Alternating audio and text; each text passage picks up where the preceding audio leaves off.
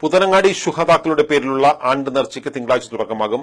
ദക്ഷിണേന്ത്യയിൽ അറിയപ്പെടുന്ന ഏറ്റവും പഴക്കം ചെന്ന പള്ളികളിൽ ഒന്നാണ് അങ്ങാടിപ്പുറം പുത്തനങ്ങാടിയിലേത്.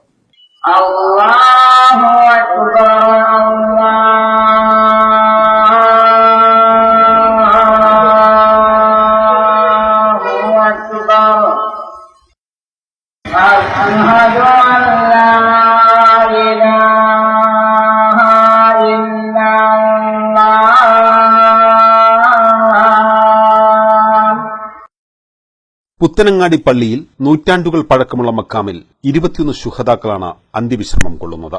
പള്ളിക്ക് വേണ്ടി പോരാടി മരിച്ച ഇവരുടെ സ്മരണയിലാണ് നേർച്ച.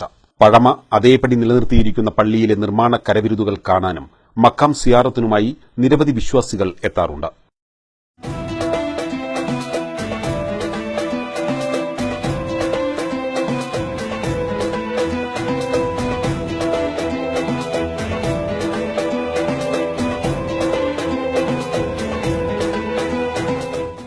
ഇരുപത്തിമൂന്നിന് പതാക ഉയർത്തുന്നതോടെ നേർച്ചയ്ക്ക് തുടക്കമാകും.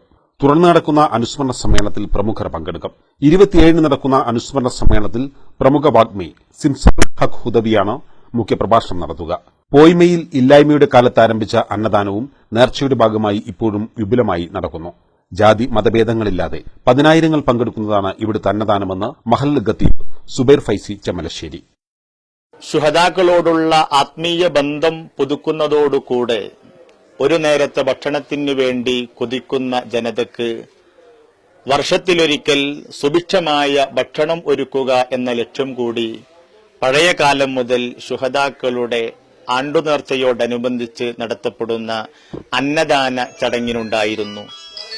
ഇന്നും 25,000-ലധികം ആളുകൾക്ക് ഭക്ഷണം എത്തിക്കാൻ സാധിക്കുന്നു എന്നത് സന്തോഷകരമാണ്. 29-നാണ് പ്രസിദ്ധമായ അന്നദാനം. ഗതം ദുവയ്ക്ക് ശേഷം അന്നദാനം ആരംഭിക്കും. നേർച്ചയുടെ വിളംബര റാലി ഞായറാഴ്ച നടക്കും. ACB news, Perinthalmanna.